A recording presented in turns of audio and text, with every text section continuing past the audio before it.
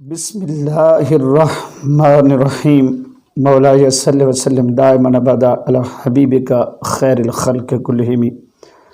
حضرت عبادہ رضی اللہ تعالیٰ عنہ کے بھائی اوس بن سامت رضی اللہ تعالیٰ عنہ اپنی بیوی حضرت خولہ بنت صلبہ رضی اللہ تعالیٰ عنہ کسی وجہ سے ناراض ہوئے ان کے ساتھ، اور بڑھاپے کا وقت تھا، طبیعت میں چڑچڑاپن تھا۔ آپ نے اپنی زوجہ محترمہ کو یعنی حضرت خولہ بنت صلبہ کو جو لفظ بولے جس وجہ سے یہ قرآن مجید کی آیات کا نزول ہوگا، وہ الفاظ تھے انت علیہ کظہر امی، یعنی تو اس طرح جس طرح میری ماں کی پیٹھ ہے۔ تو وہ بہت پریشان ہوئی، کیونکہ زمانہ جاہلیت میں یہ لفظ طلاق کے طور پر بولے جاتے تھے۔ تو وہ بڑی پریشان ہو گئی اور حضور کی بارگاہ میں حاضر ہوئی۔ عرض کہ یا رسول اللہ، مجھ پر رحم فرمائیے، میرے لیے کیا حکم ہے؟ اس وقت میں ان بچوں کو لے کے کہاں جاؤں گی؟ ادھر تاجدار کائنات صلی اللہ علیہ وسلم سے بات کرتی تو حضور فرماتے کہ ابھی اس بارے میں کوئی حکم نازل نہیں ہوا۔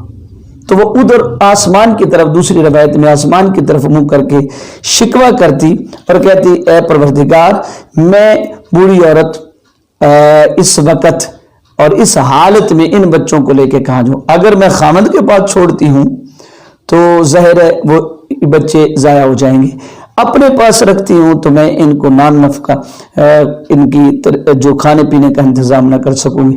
ادھر ایک بات حضور سے کرتی ہے اور آقا تاجدار کائنات صلی اللہ علیہ وسلم بار بار اس کا جواب دے رہے ہیں کہ ابھی اس کے بارے میں کوئی حکم نازل نہیں ہوا۔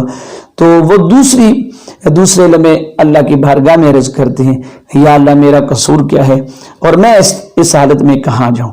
ایسے میں یہ گفتگو ہو رہی تھی، آقا کی بارگاہ میں وہ بیٹھی ہوئی تھی اور تاجدار کائنات صلی اللہ علیہ وسلم تشریف فرما ہے۔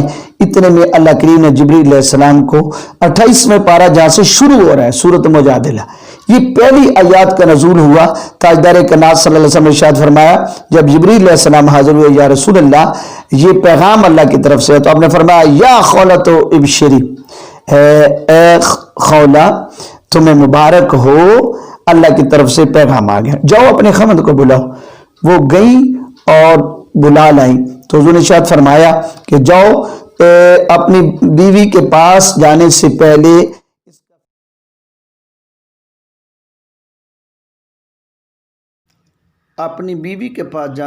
یہ سنا تو عرض کرنے لگا یا رسول اللہ، میں اس قابل نہیں ہوں کہ غلام آزاد کر سکوں۔